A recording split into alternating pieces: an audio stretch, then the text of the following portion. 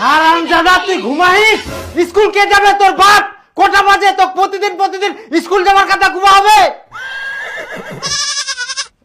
বাবা মুই আজকাল স্কুল যাব না, আজকাল তুই যা। হাই বাপ, মুই কি কই ফেলানো?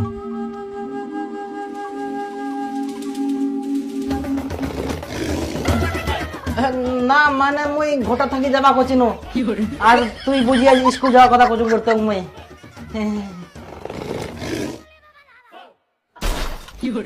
হে প্রভু, আমি ছোট্ট একটি বালক হয়ে স্বয়ং আমার পিতাশ্রীকে আমি পাঠশালায় যাওয়ার আহ্বান করছি। এটা আমার অনেক বড় ভুল। আমাকে আনলিমিটেড শাস্তি দেওয়া হলে আমি প্রস্তুত, কারণ আমি অনেক বড় ভুল করেছি। কিন্তু আমি ছোট্ট একটি বালক হয়ে আমার কর্তব্য প্রত্যেক দিন পাঠশালায় যাওয়া। তো আমি পিতাশ্রীর পা স্পর্শ করে আশীর্বাদ নিয়ে চললাম আমি স্কুল।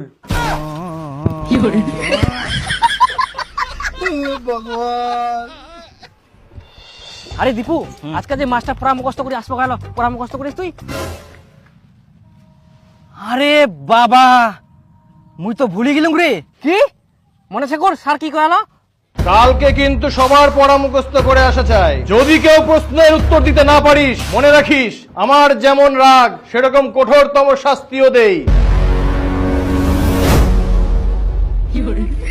আরে বিপুল, তোর কি পড়া মুখস্থ হয় আগর? হ্যাঁ, কালকে রাতে মুই সব মুখস্থ করে ফেললাম। মাস্টার প্রশ্ন ধরবে, মুই এক ঝলকে উত্তর দিয়ে দিব।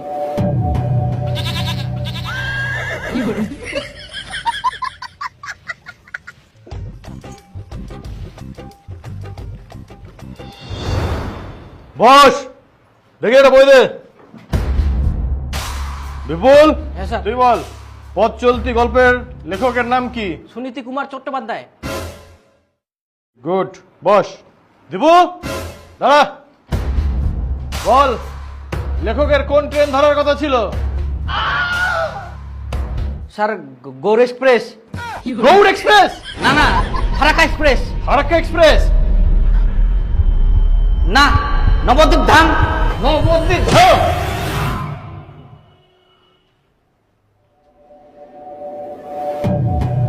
এতক্ষণ তাহলে মই স্বপ্ন দেখিয়ে নু।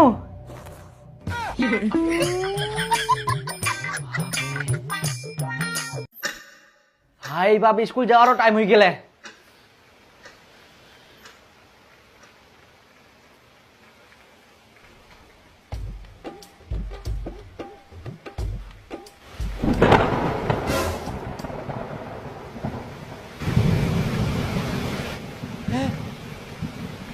জল পড়ে।